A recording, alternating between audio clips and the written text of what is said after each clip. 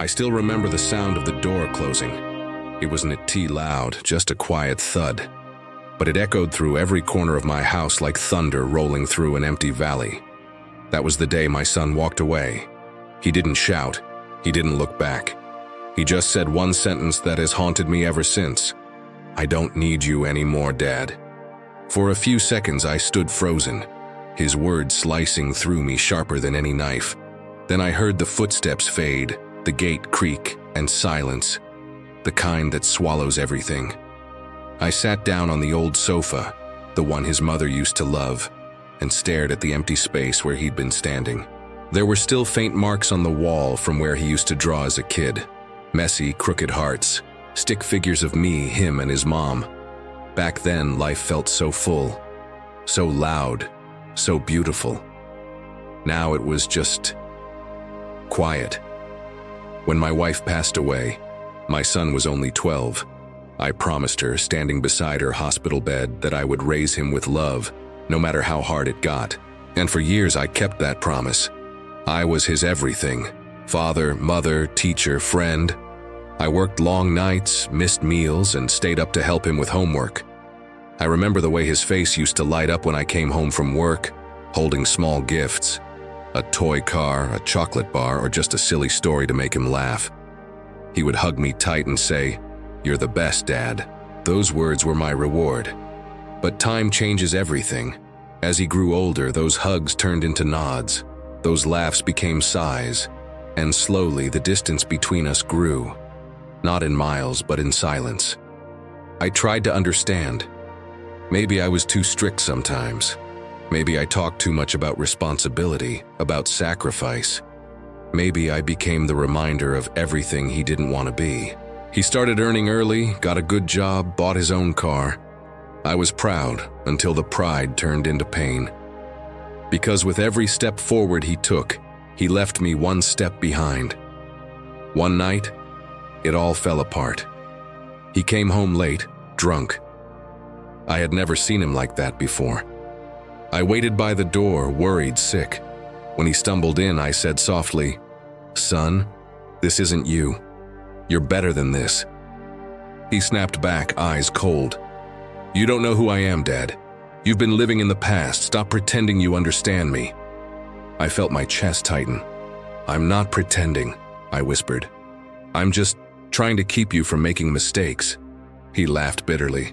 "Mistakes? You mean like wasting your life on a dead-end job? Like being too weak to move on after Mom died?" That broke me. I slapped him, and instantly regretted it. He touched his cheek, shocked. Then he smiled, not in anger, but in pity. "That's it, huh? The great father finally shows his true face." He went to his room, packed his bags, and walked past me. "I'll send your stuff when I make enough," he said coldly. "You don't have to worry about me anymore." I wanted to stop him, to grab his hand, to scream, "I'm sorry."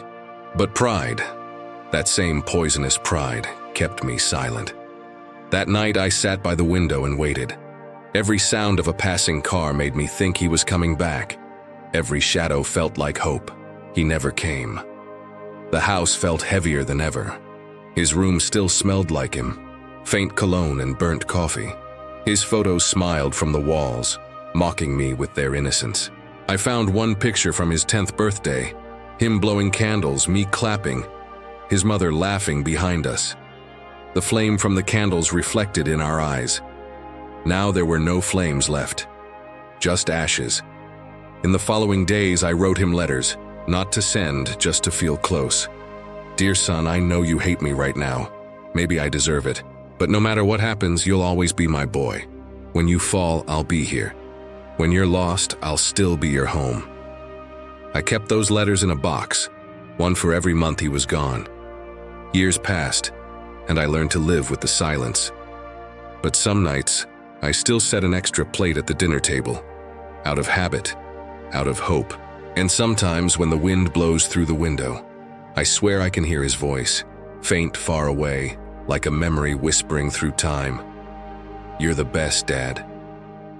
For the first time in years, mornings didn't feel heavy anymore. The house had a heartbeat again. The sound of footsteps in the hallway, the kettle whistling, the clatter of plates in the kitchen. My son, Ayan, was home. I'd wake up and hear him humming in the shower, the same tune his mother used to sing when she made breakfast. Sometimes I'd stop by his door and just listen, smiling quietly, thanking God for giving me another chance to be his father. We talked more now, not about achievements or mistakes, but about small things. How the sky looked different in the morning, how the coffee always tasted better when shared. It wasn't perfect. There were still moments of awkward silence, still invisible scars between us, but there was something stronger than pride now, understanding. A few weeks later, he got a call from an old friend, a job offer in another city, a good one, the kind of opportunity every father dreams for his son. When he told me, I tried to smile. "That's great news," I said. But inside, my heart sank, because deep down, I knew what that meant. The house would be empty again. He noticed the hesitation in my voice. "Dad," he said softly, "it's just a few months. I'll visit every weekend." I nodded, pretending to believe it. "Of course, son. You should go. I'm proud of you." He hugged me before leaving. This time it wasn't cold or distant. It was real. "Take care of yourself, old man," he said with a smile. And I said what I'd been waiting years to say. "I love you, son." He froze for a moment, his eyes softening. "I love you too, Dad." For days after he left, I walked around the house replaying those words in my mind. I cleaned his room every morning just to keep it ready. His scent still lingered, soap, cologne, and something faintly familiar, like hope. Every evening I'd wait for his call, and most days he did call, tired but cheerful. "Work's good, Dad. Don't skip your medicine. I'll come home next week, promise." But weeks passed, promises became delays, and delays became silence.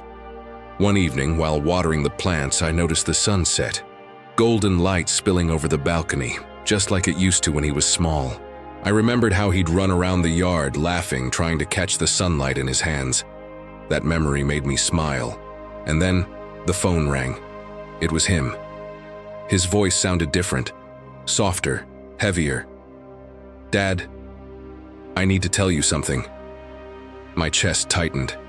"What is it, Ayan?" He hesitated, then exhaled. "I met someone, her name's Sarah. She's amazing." I smiled. "That's wonderful, son. I'm happy for you." But his silence told me there was more. "She's divorced," he said quietly, "with a child." I said nothing, not because I disapproved, but because I remembered his mother, how pure she was, how carefully I had tried to raise him to make wise choices. After a long pause, I finally spoke. "If she makes you happy, that's all that matters," he sighed with relief. "I knew you'd understand, Dad. Thank you." I smiled, but deep inside a faint ache stirred. Sometimes love isn't about agreement. It's about letting go again and again. Months passed. He got engaged to Sarah. He visited less, called less, and when he did, his voice was distracted. I told myself not to complain. He was happy, and that's all I ever wanted. But one night, as I sat alone watching the rain fall outside, I realized something cruel about time. It takes everything from you, one quiet moment at a time. The laughter, the noise, the warmth, all fade slowly, until silence is the only thing left. Then one evening, the phone rang again. I smiled when I saw his name flash on the screen. "Dad," he said, voice trembling. "Sarah. She left." My heart dropped. "What do you mean?" "She took her son and left me. Said she couldn't live with my anger anymore."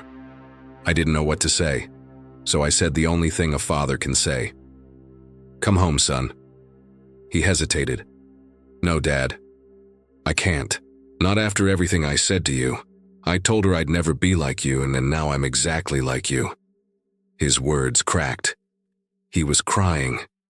"You were right, Dad. You were right about everything. I just didn't want to listen." I wanted to reach through the phone, to hold him, to tell him it's okay.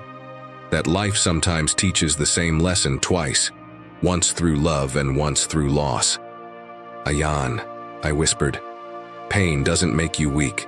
It makes you human. Come home." He didn't reply. The line went silent. For 3 days, there was no word. I called him again and again, but he didn't answer. Then, on the 4th night, a message arrived. "I'm sorry, Dad. I just need time to figure things out. Don't worry about me." But I did worry. Because fathers never stop worrying, even when their children are grown, even when they say they're fine. A week later, the phone rang again, but this time it wasn't his voice. "Sir, this is Officer Khalid from the Highway Patrol. Do you know a Mr. Ayan Rahim?" My knees went weak. "Yes, he's my son. There's been an accident." I couldn't breathe. My throat closed up. "Is he?" "He's alive, sir, but critical. You need to come immediately." The world blurred around me again, just like before. Same hospital, same hallway, same room number. When I entered, he was unconscious. Machines beeped softly. He looked so peaceful, so fragile. I sat beside him and held his hand. "You're home again, son," I whispered, "even if you can't hear me." Hours turned into days. Doctors came and went, nurses whispered, and I stayed, motionless, silent, praying. Sometimes I'd talk to him as if he were awake. I'd tell him stories from when he was little. How he used to sleep holding my thumb, how his mother used to laugh when he mispronounced words. And then I'd whisper the same thing every night before falling asleep beside his bed. "If you come back to me, I'll never let pride come between us again." Finally, one morning I felt his fingers twitch. Then slowly his eyes opened. He looked around, confused. "Dad?" I smiled through tears. "Yes, son, I'm right here." He looked weak but alive. "She left me because I became everything I hated," he whispered. "But you never left. You stayed." I brushed his hair gently. "That's what fathers do, son. We stay." A week later, when he was discharged, he asked me something unexpected. "Dad, can I move back home for a while?" I laughed softly. "You never needed to ask. You never stopped belonging here." That night, as he sat beside me on the balcony watching the same stars his mother once loved, he said something I'll never forget. "You know, Dad, I used to think pain was a curse, but now I think it's just love's shadow. You can't have one without the other." I nodded slowly. "That's true, son. Pain is love's way of reminding us how much someone mattered." He leaned back and smiled faintly. "Then maybe we were never broken, just unfinished." I looked at him, proud and heartbroken at once. The boy who had walked away was now a man, humbled by life, softened by love. And in that quiet moment under the pale moonlight, I realized forgiveness wasn't something I gave him. It was something he gave me. Morning came quietly. No alarm, no footsteps, no sound of the kettle whistling in the kitchen like it used to when my son was home. Just silence, thick, heavy, unkind. I woke up and stared at the ceiling for a long time, listening to the echo of my own breathing. It is strange how a house that once felt too small for two people can suddenly feel too big for one. The chair across from me was empty. The mug I set beside it was cold, and every morning I asked myself the same question: how long can a father wait? Days became weeks, weeks became months. I stopped counting after a while. I still left the light on in the hallway, just in case he came back at night. The neighbors stopped asking about him. They could see the answer in my eyes. Some nights I sat outside under the stars and whispered his name, hoping that somehow the wind would carry my voice to wherever he was. I tried to fill my time, fixing old furniture, watering the same plants he used to hate, even talking to the stray cat that sometimes wandered into the yard. But nothing really filled the silence he left behind. The house creaked differently now.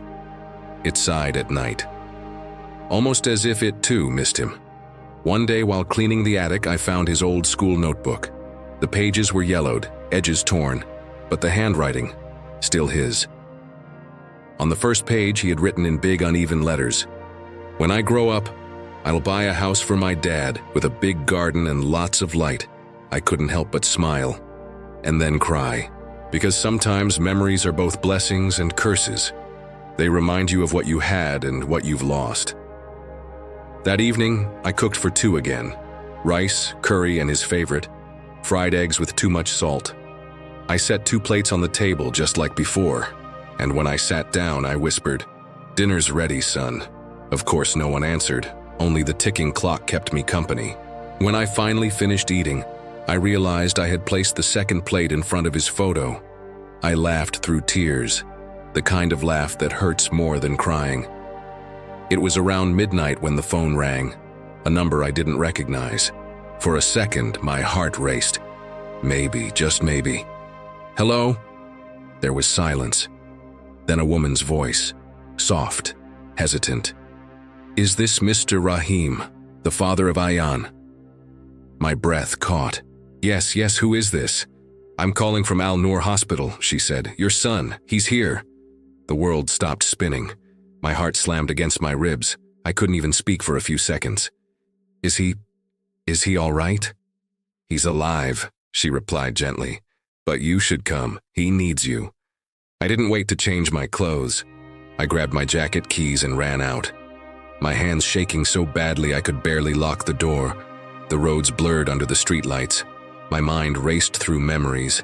His smile, his anger, the last words he said to me. "I don't need you anymore, Dad." Those words stabbed me all over again, and yet here I was, driving faster than I ever had, because no matter what he said, he would always be my son. When I reached the hospital, the nurse led me to room 302. I stood outside the door, my hand trembling on the handle. I didn't know what I would see. Was he hurt? Broken? Would he even want to see me? Finally, I pushed the door open. And there he was, lying on the bed, pale, with tubes running across his arm. His head was bandaged. His face looked older, tired, like life had finally caught up with him. For a long moment, I couldn't move. I just stood there, watching the boy who had once held my hand, now lying helpless in front of me. The nurse said softly, "He was in a car accident. He'll recover," but he kept asking for his father before he passed out. I turned to her, tears in my eyes. He asked for me?" She smiled gently. "Yes, sir."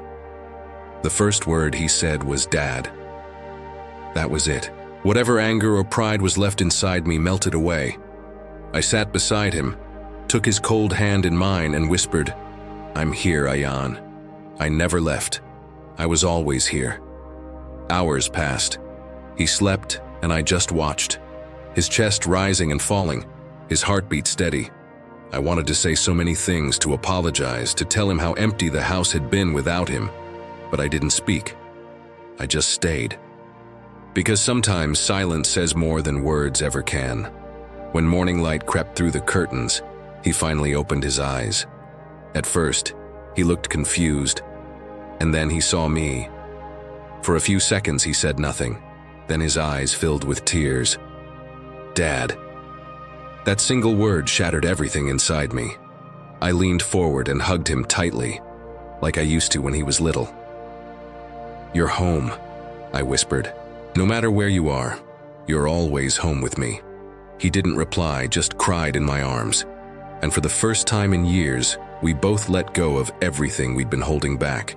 That day, I realized something profound. Parenthood doesn't end when a child walks away. Love doesn't expire with distance or pride. It waits, silently, patiently, like a light left on in the hallway, just in case someone comes home. That night, I brought him home. The house didn't feel empty anymore. The air smelled different, warmer, alive. When he sat on the same sofa where we had fought years ago, he looked around quietly. "It feels smaller," he said. I smiled faintly. "That's because you've grown." He laughed weakly. Maybe I grew the wrong way." I looked at him, eyes soft. "No, son. You just took a longer road to find your way back." As the night deepened, he finally told me everything. The struggle, the loneliness, the choices that led him here. He spoke and I listened, not as a judge but as a father. And somewhere in between his words I found the boy I had lost. Broken, humbled, but real. Before going to sleep, he said something that healed every wound I carried. "I thought you were holding me back, Dad, but now I know. You were just holding me up." That night, as I watched him sleep in his old room, I whispered, "Thank you, God, for bringing my son home." The house was no longer empty. It breathed again. It felt alive. And though I knew the scars would take time to fade, for the first time in years, the silence felt peaceful. Because sometimes, forgiveness isn't about forgetting. It's about finding your way back to love. There's a strange peace that comes after chaos, like the quiet sea after a storm, calm but never the same again. That's what life felt like after Ayan came home from the hospital. He was quieter now, softer. He'd sit by the window for hours, just watching the sky change colors. Sometimes he'd say nothing at all, just smile when I brought him tea, as if the silence between us finally made sense. And for a while it felt like maybe the worst was over. Maybe this time we could start again. One evening, as we sat together watching the sunset, he said something that made me pause. "Dad, do you ever think people come back into our lives just to say goodbye the right way?" I frowned slightly. "Why do you say that?" He looked at the horizon, that soft orange glow reflecting in his tired eyes.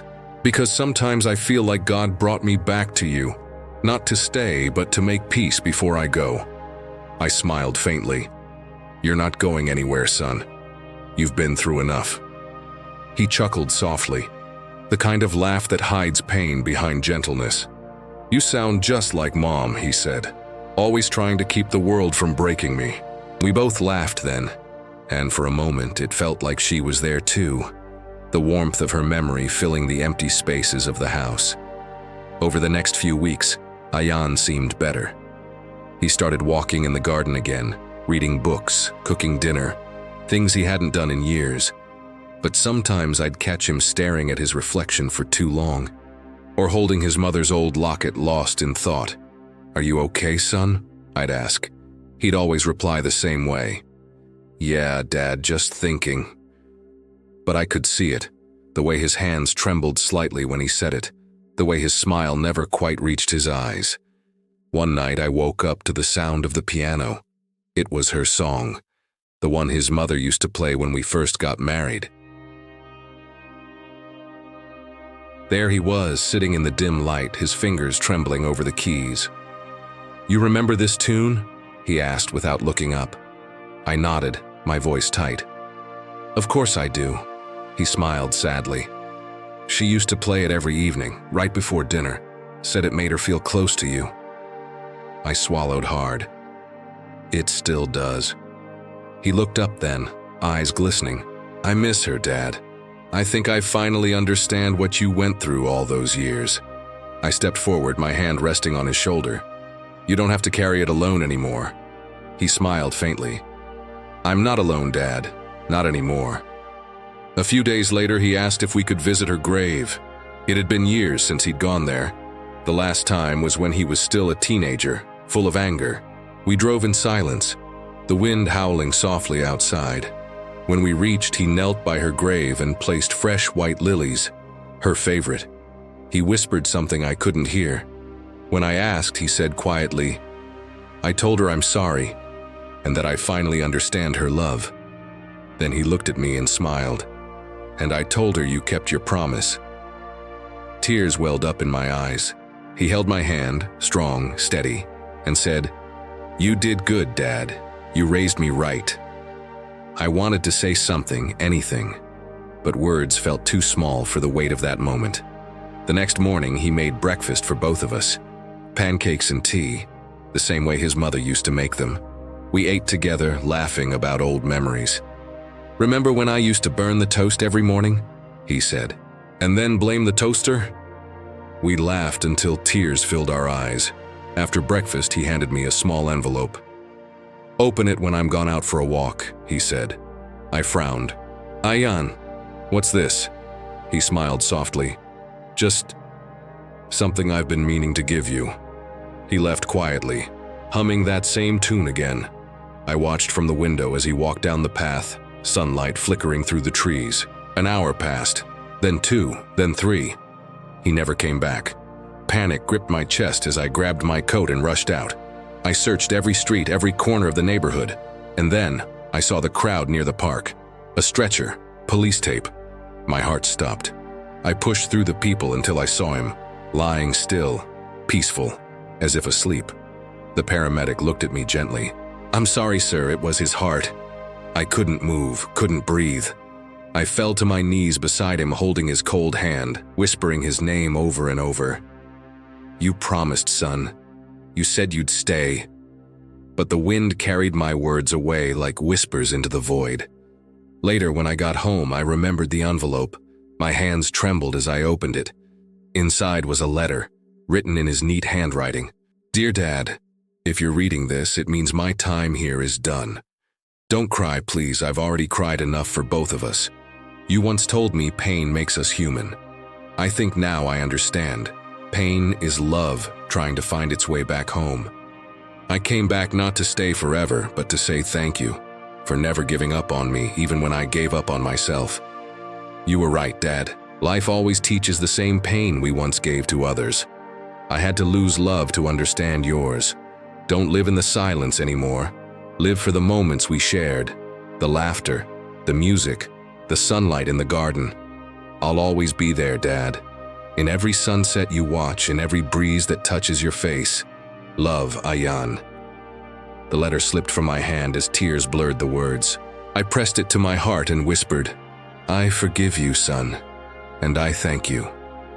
That night I lit a candle by his photo, the same way I used to for his mother. And for the first time in years, I didn't feel alone.